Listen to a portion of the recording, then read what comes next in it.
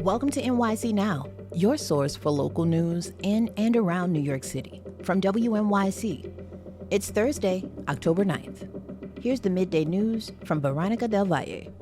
Police are charging a Bronx man with murder in the fatal beating of a Brooklyn man at the Jay Street MetroTech subway station this week. According to NYPD officials, 25-year-old David Mazariegos assaulted a 65-year-old from Bensonhurst named Nicola Tonzi. Police are still investigating what led to the Tuesday incident. Deacon John Leo Heyer says he knew Tonzi from Brooklyn's Catholic community. He says the community is shocked by his death. For such brutality, for him to be a victim of that is just the opposite of who he was as a person. Heyer says Tonzi worked as a security guard at a building near the station where he was killed. Attorney information for Mazariegos isn't yet available. If you see any of your anime or comic book favorites while you're out and about today, don't worry, it's not a tear in the fabric of reality. It's New York City Comic-Con. The event starts today and runs through Sunday at the Javits Center. Organizers say about 200,000 fans attended the events, and so do dozens of creators, artists, and actors. And if you don't have tickets, or if the events are just a little too much for you, organizers say they'll be streaming some of the panels online. 57 with lots and lots of sunshine outside today. Later today, sunny with a high about 59, wind gusts up to 25 miles per hour. Tonight, it'll be clear and in the mid-40s. Tomorrow, another beautiful day, sunny, lows in the 50s. And then on Saturday, partly sunny, 68. And in the evening, some chances of rain. On WNYC, it's 12:06. Stay close. There's more after the break. NYC. I'm Sean Carlson for WNYC. And it is time for Politics Brief, our weekly segment where we break down the latest news out of City Hall and Albany. This week, we're looking at whether Zohran Mamdani is trying to run out the clock on the mayor's race. And we're joined by WNYC's Elizabeth Kim here in Manhattan. John Campbell is in Albany. All right, Liz, let's start with you. Let's talk about the Mamdani campaign. Back before the primary, this guy was like all over the city. Remember he did that thing where he walked the length of Manhattan just before the election, got all this play on social media. We're a month away from the general election, and you're saying that his campaign strategy has changed. What's that about? Well, he's no longer the underdog, Sean. Yeah. I mean, he is a front runner with a double-digit lead over his rival Andrew Cuomo, and he's really trying to minimize risk here. There's no reason for him to roll out some policy that makes him vulnerable to attacks from his opponents, right? Yeah. So yeah, I mean, it's the smart play, but it does leave him open to criticism that he's doing style over substance. Yeah. Yeah, and Andrew Cuomo kind of had a similar strategy heading into the primary. I mean, he was the front runner at the time.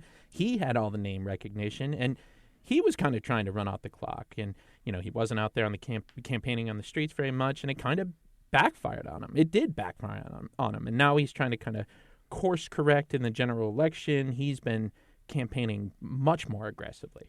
You know, and it's been harder to pin Mamdani down on some controversial issues. Like, here's one example from today. I asked him about banning horse carriages in Central Park. It's something that he says that he does support, but listen to how he explains his position. One of the first orders of business would be for me to visit the stables myself, convene an independent panel of medical experts to assess the health of these horses, and to work with labor leaders like John and community leaders to actually deliver this in a just resolution. Interesting. Deliver this in a just resolution. I mean, he says he wants to ban the horse carriages, but then he's talking about a just resolution. Now, I spoke to John Samuelson. He's the head of the workers' union who represents carriage drivers, and this is exactly what he wants. He wants a panel to examine the horses. But the question then becomes, is Mamdani just kind of kicking the can on this very hot-button issue? Unclear. Interesting. The perils of governing. Speaking of Andrew Cuomo here, today he came out against the plan to close the massive Rikers Island jail complex. What can you tell us about that, Liz?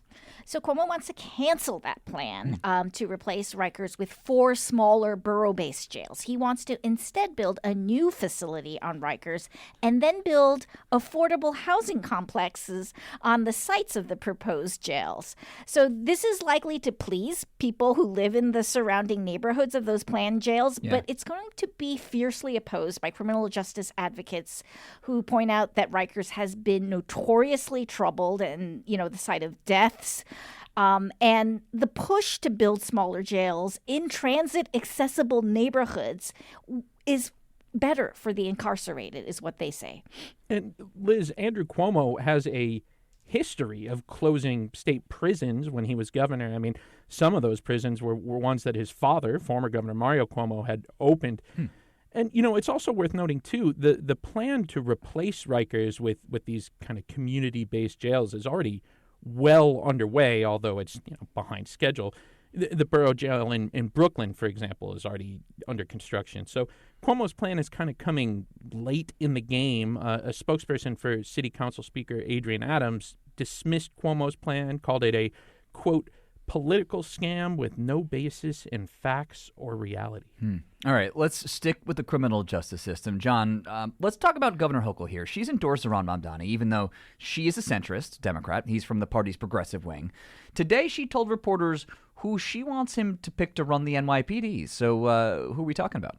Well, Sean, let's let the governor tell us, shall we? I have highly recommended that he retain Jessica Tisch.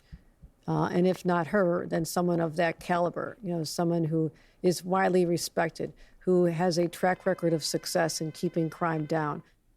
So with apologies to the WHO, this is kind of a meet the new boss, same as the old boss situation. Yeah. Jessica Tisch is the current NYPD commissioner, and she was appointed by Mayor Adams.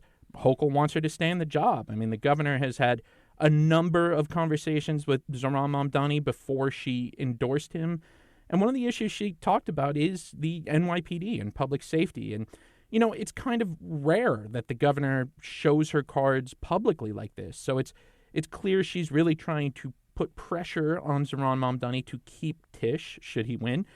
And the other thing, too, we mentioned Jessica Tisch was appointed by Mayor Adams. He's more of a centrist. Tisch's approach to policing has very much been on the tough on crime variety. I mean, she's focused a lot on policing quality of life issues. And that might not play very well with Zohran Mamdani's supporters, who are, generally from the left of the party and may want to see more of a reformer leading the NYPD. And here in New York City, the business community has been, in favor of keeping Tisch. And,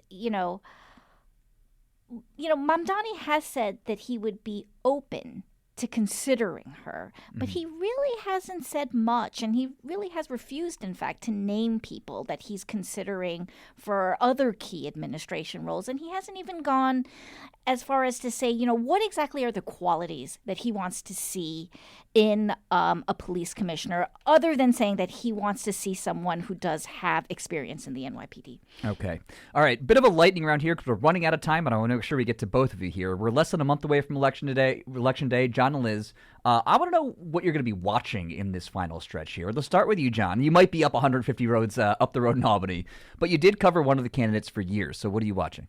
Yeah, I mean, I'm an Albany guy. I'm curious about Andrew Cuomo and what kind of last-minute plans he's going to throw out there. I mean, we already talked about the Rikers plan. I'm curious to see what else he has up his sleeve. I mean, he knows he's down in the polls.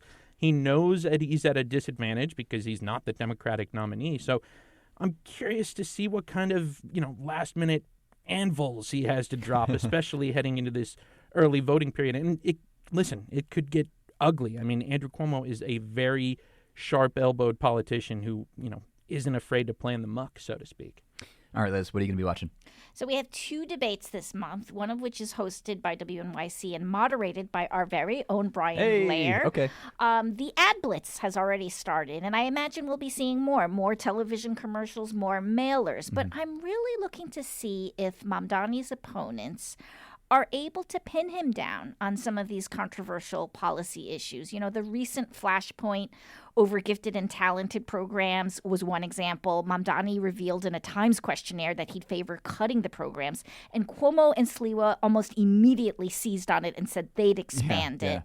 And finally, will Mamdani relent to some of this pressure for him to name some of the top aides he'd appoint? You know, the concern is he's 33 years old, doesn't have a lot of city government experience, and putting out some names could reassure some voters. Okay, it's going to be an exciting last month here in the final stretch. That's WNYC's Elizabeth Kim and John Campbell. Thanks so much, guys. Thanks, Sean.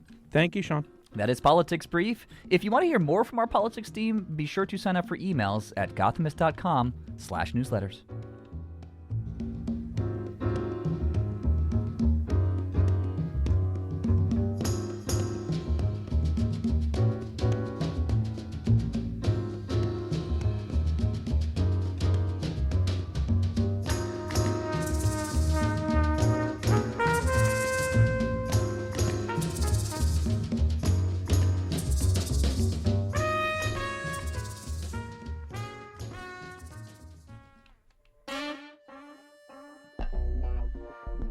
Thanks for listening.